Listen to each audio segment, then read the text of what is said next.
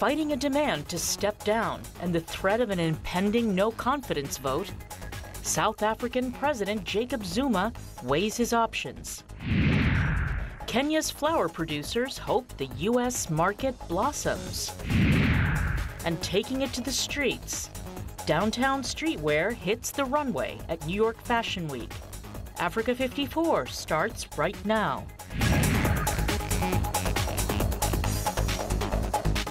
Good evening and welcome. I'm Vincent McCory. This is Africa 54. Now, a defiant South African President Jacob Zuma defended himself in a live interview on Wednesday, saying pressure for him to resign is unfair and that he has not been told what he has done wrong. Speaking to state broadcaster SABC, Zuma says he met with top ANC officials last weekend and agreed to what he called a delayed resignation, with Zuma proposing to remain in office until June.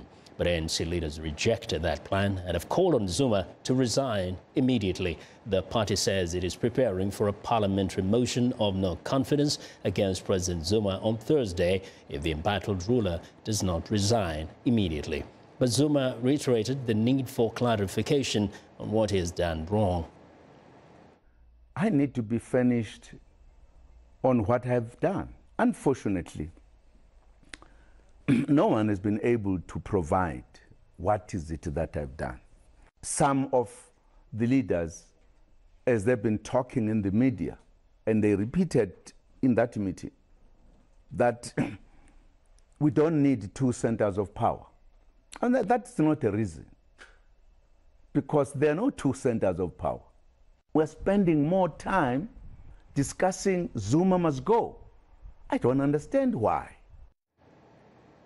Well, the ANC's Zuma demand follows a police raid at the home of a wealthy South African family aligned with Zuma. Police detained the one unnamed person at the Gupta family's Johannesburg home early on Wednesday. The Gupta family has been accused of using their friendship with Zuma to control state appointments and contacts. Finally, something's being done about it. Yeah. And yeah, these guys must get out of our country. They must leave us alone. They've done enough damage now. And what do you think about the president? Should he go too? Oh, absolutely. He's hanging on for dear life. I don't blame him. But no, he must also go. We need a new slate. Well, the African National Congress is attempting to force Zuma out more than a year before his term ends. Party leaders said Zuma asked for 3 to 6 months to complete the job, but the party felt that that was too long, giving him sinking approval ratings as critical elections approach next year. One political analyst says Zuma is not likely to go quietly. My impressions from this is that President Zuma will resign. I do not personally think it will be a pretty resignation. I think he's an angry person. He will be a president that retains a lot of behind-the-scenes power, and he is very reluctant to go.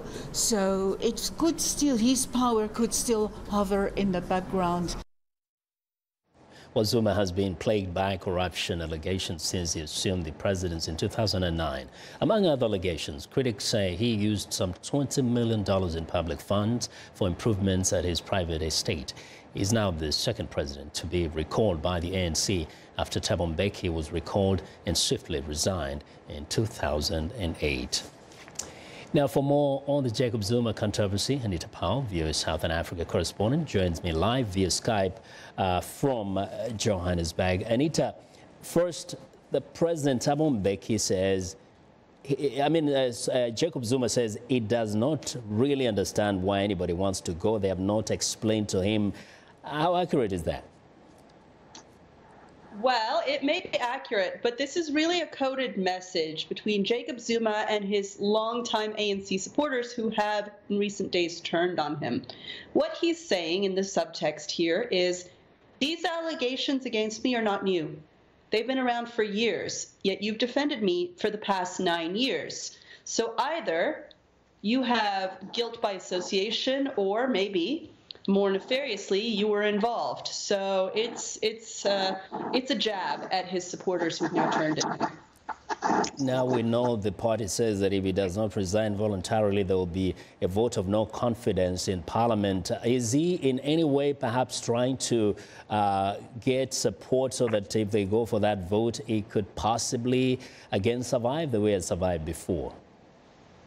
Well, if it's a vote-whipping contest, I suppose it is possible, and I'm sure that both Jackson Tembu, who is the Chief Whip of Parliament, and Jacob Zuma are very busy right now whipping the votes if they intend to go to that vote. However, the ANC is pretty clear and pretty firm on this, and party unity is very important to the ANC. So the top six of the ANC have recalled him. The parliamentary caucus of the ANC wants him out, so he's going to have an uphill battle persuading anyone to vote in his favor. Now, the raid on the Guptas, was that a coincidence, or is it seen as connected very much to his recalling and therefore message that time is up? Wow. Well, it's a very handy coincidence, because what that move did, and we're talking about the wealthy Indian family that's accused of propping up Jacob Zuma, what that move did this morning was it sent a pretty clear message, whether intended or not, that Jacob Zuma's alleged main supporters are no longer to be counted on. So it's not clear whether it's coincidental or just really great timing, but it definitely has had an effect. Looks like even the neighbors don't want them there anymore. Yeah. Anita, I want to thank you very much for joining us today. That's viewers and Anita Powell, Southern Africa correspondent, joining us from Johannesburg. Now, for more perspective on the unfolding political drama in South Africa, I'm joined by Paul Natalya. He's a researcher for the National Defense University's Africa Center for Strategic Studies. Paul, welcome to Africa 54. Thank you very much. Very interesting developments in South Africa. Indeed. But now, first, you saw Zuma kind of trying to make a case for himself, but the party is determined to have him out through a vote of no confidence. For me, the question is, what if in the vote of no confidence they don't get enough votes to get him out? What next? Well, it's quite unlikely. It's quite unlikely that a vote of no confidence will fail, simply because there's a groundswell, not just from within the opposition, but also in the ANC itself and the broader South African public, that Zuma must depart. But if for any reason he stays on, or rather he refuses to step down, a constitutional crisis could emerge, because that is pretty much the mechanism that the ANC, as the ruling party, has left to implement its decision to recall the state president. So from what you know, first, once that happens and there's this constitutional situation, who then now has the power to act on Zuma? Or will the ANC be left in a position where they have no choice but to just let him hang on? Well, that's a little difficult, but there have been some indications that once this route goes, Zuma will not have any other options left. President Zuma will not have other options, and there'll be parliamentary processes that will have to be followed. Like impeachment? Yes. So, for instance, they still have the option of impeachment. They've got to draw up articles of impeachment. I'll just take you back to the Constitutional Court decision last December that ruled that Parliament, there was a dereliction of duty on the part of Parliament for having failed to hold him responsible for the luxury upgrades, the use of public funds for luxury upgrades in his house, at his private residence. So Parliament has been doing precisely that. And what's the difference actually here between the vote of no confidence and impeachment? Yes, the difference with the vote of no confidence and an impeachment is that a vote of no confidence is a more straightforward option. In this case, the motion has been introduced by the Economic Freedom Fighters, an opposition party, and the ANC said this morning that they will work with the EFF in order to effect this process. So that is pretty straightforward. The impeachment is a little bit more complicated because, as I said before, they've got to draw up articles of impeachment and they have to launch a parliamentary investigation that has to satisfy the National Assembly that, that wrongdoing was done, that there was misconduct. And it could be on a number of things. It could be with respect to the Antalya issue, his private residence. It could be respect to the allegations of state capture with this commission of inquiry that is ongoing. It could be a whole range of things. So that would be a more complicated process and it would take a bit more time to implement.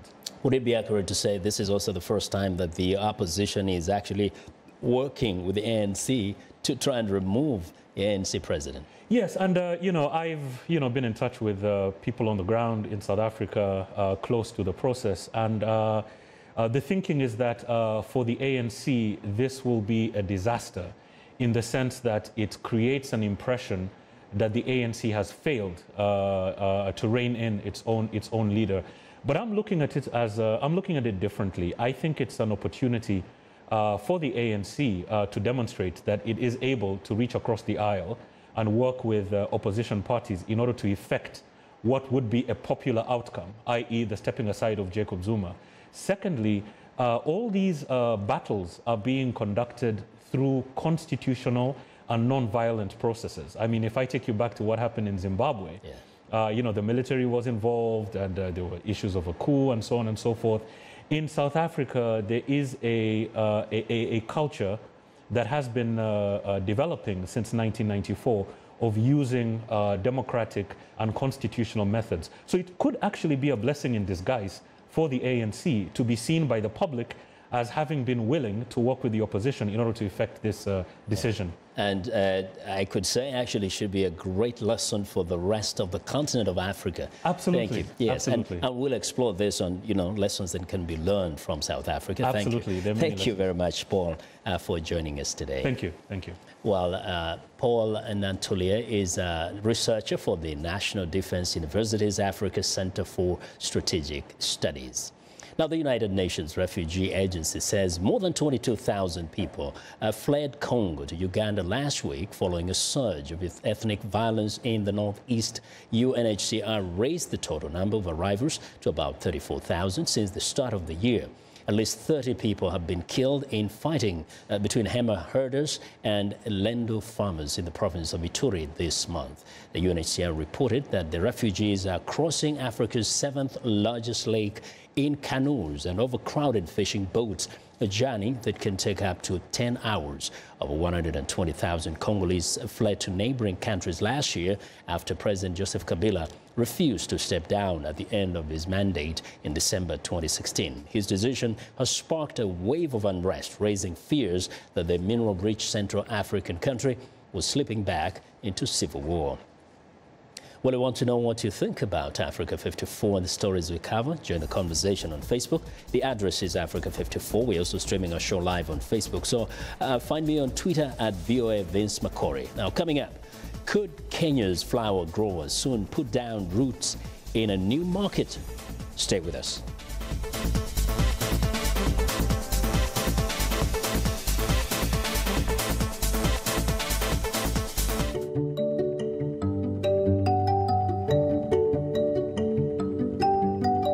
This is a country that I chose to become a citizen. I didn't have to become a citizen. I chose to become a citizen. I feel like America gave me an opportunity to pursue my passion as an artist. I really believe that clean eating is a way to a more successful life, or a happier life, if you want to put it that way. One of the things that helps me wake up every morning is doing better, being better. We grew up poor, and so I'm always focused on helping the working class be able to have a more comfortable lifestyle. I'm passionate about doing justice every day. I oftentimes say that justice is a verb, not a noun. I believe in action and moving the ball forward.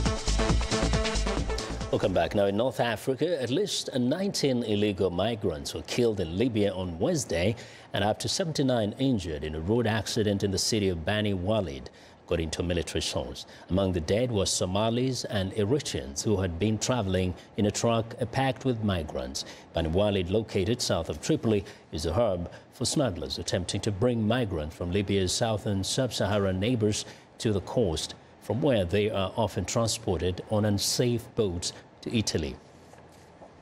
Now, Somalia continues to grapple with insecurity. The militant group Al-Shabaab wants to overthrow the UN-backed government in Mogadishu and impose strict Islamic law. Al-Shabaab has steadily been losing territory since African Union peacekeepers arrived in Somalia a decade ago, but still carries out frequent bombings in the capital. Somalia is also dealing with geopolitical and economic issues. For more on how the country is coping, I'm joined in studio by Ahmed Isse Awad, is Somalia's Foreign Affairs Minister. Minister, welcome to Africa 54. Thank you. Now, let's first talk about the security situation in Somalia. We know last year in October, up to 500 people killed, and also there have been other attacks since then. Where are things now? Are things just the same or getting worse? Getting better is my answer. The security situation of the country is improving a great deal. A story not normally related and known to the outside world, but known to the Somalis. For example, since that terrible incident that you mentioned, October 14 last year, and a few days after that, the attack at one of the hotels known as Nasahablo 2, there has not been a single incident of attacks in Mogadishu. This is more than 3 months now. The longest, you know. We hope it continues. Would you say the United Nations help? I mean, the United States help has made a difference with all this kind of attacks on militant sites that we've witnessed in the past year? Yeah, the United States helped it. The AMISOM, African forces in Somalia, helped. The Somali security forces also, you know, raised their game. Yes. And for example, more than 40 sleeping cells, individuals, have been captured and neutralized during this period. Yeah. Those who make up bombs and those who carry out the orders have all included in this 40. So, but, Mr. Minister, also we know that AMISOM is planning, that's the Africa Union peacekeeping mission, is planning to get out of Somalia sometime in the coming years. Is the country ready to take over its own security? Well, AMISOM transition will go hand in hand with establishing the Somali national forces. So the plan is to have a very gradual handover of responsibilities from AMISOM to Somali forces. So by the time AMISOM withdraws from Somalia, the Somali national forces will be ready. Okay. Let's talk a little bit outside of Somalia. We know that recently there was a high-profile crisis in the Gulf region. To what extent did it impact Somalia? Because we know Somalia has some unique relationship, for example, with Gulf nations. Yeah, well, the conflict, any conflict impacts on the concerned regions, and for Somalia is no different. Somalia is a close friend to the countries affected by the conflict. We have a good relationship with Saudi Arabia, with United Arab Emirates, with Egypt, with Qatar, to just give an example. And therefore, if the relationship between these countries is not normal, then of course it impacts on Somalia. But it has not impacted upon us dramatically. Because you played safe, you know, you don't take sides. Yes. Yeah. So now, very quickly, there's been this discussion about a free movement within IGAD countries, the East Africa and the Horn of Africa countries. And we know that Somalia is kind of uncomfortable about having the borders open so that citizens of these countries can move around. Why? Well, we're comfortable. In fact, we are encouraging. We welcome the region's borders to be open, the economy of the countries in the region to be integrated. Somalis and Somalia will benefit very much from such an open border. You know, the Somali people living across from the borders of Somalia in Ethiopia, in Kenya, Djibouti, everywhere. So, and in any case, it is the goal of Africa and AU to have all of Africa open borders. That would be nice, yeah. So, because we're one people, forward right? to it, yes. Honourable Minister, I want to thank you very much for joining us today here. Thank you very much. Appreciate it. Appreciate it. Well, that's Ahmed Isse Awad, is Somalia's Foreign Affairs Minister. Now, not too far from Somalia, Kenya's cut flower industry has blossomed since the 1980s, becoming the third largest in the world and now holding the biggest market share for exports to Europe. Kenya's flower producers are hoping direct flights set to open between Nairobi and New York City could help them put down roots in a new market, the United States. VOA's Daniel Schaaf reports from Naivasha, Kenya. After focusing mainly on Europe, Kenya's cut flower industry may be set to blossom once again, with direct flights opening in October to the United States. And what we're looking at is an opportunity to diversify our markets to the American market.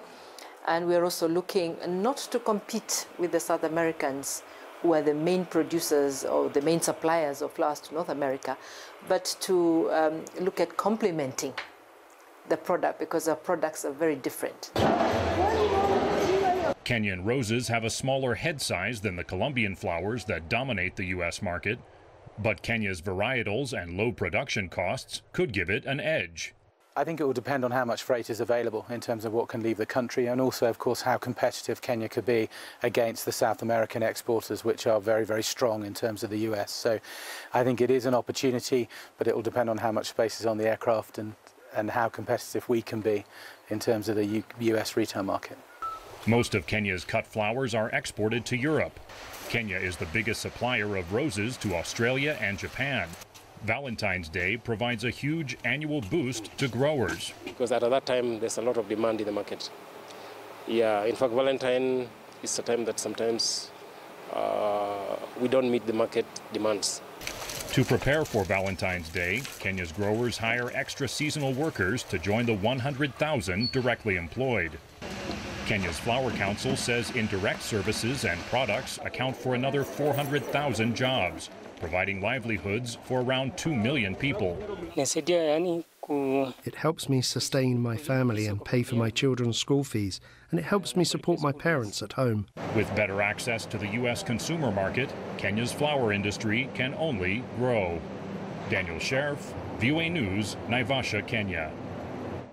Well, it's time now for a short break. Still to come on Africa 54. The hot streetwear trend takes over the catwalk in New York Fashion Week. We'll be right back.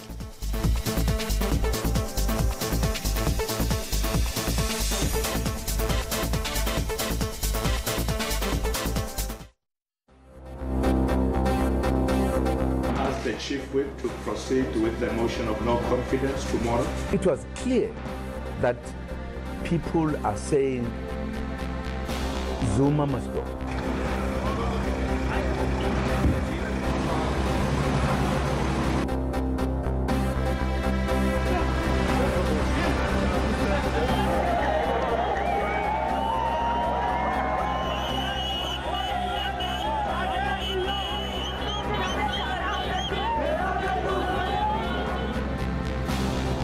De la Casa Civil, Budget de Material.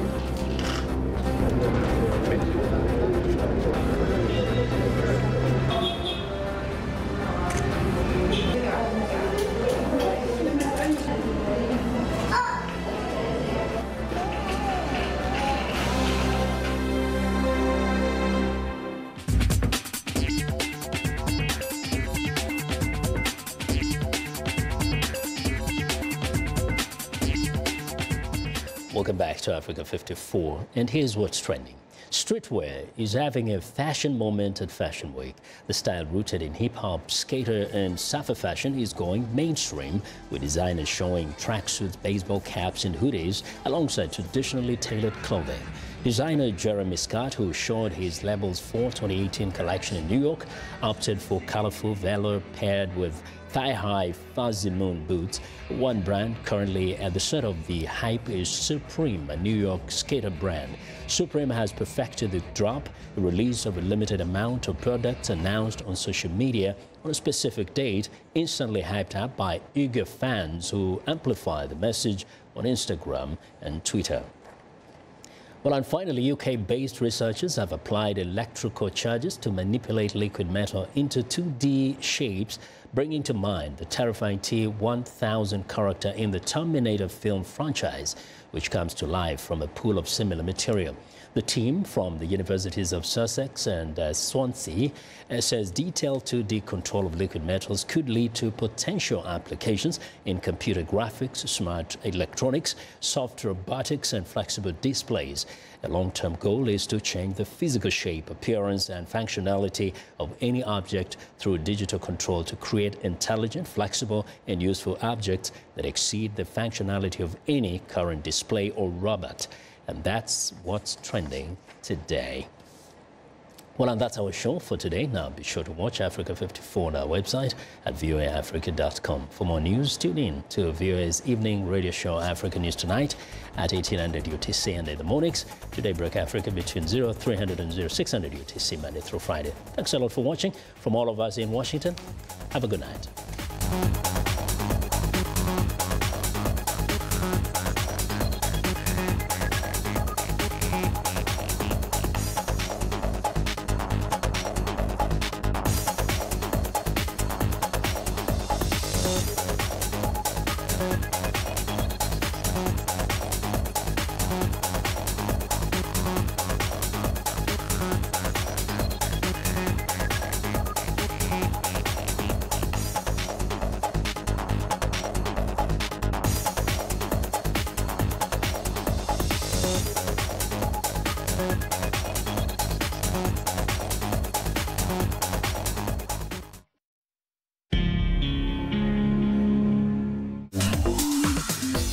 Welcome to English in a Minute.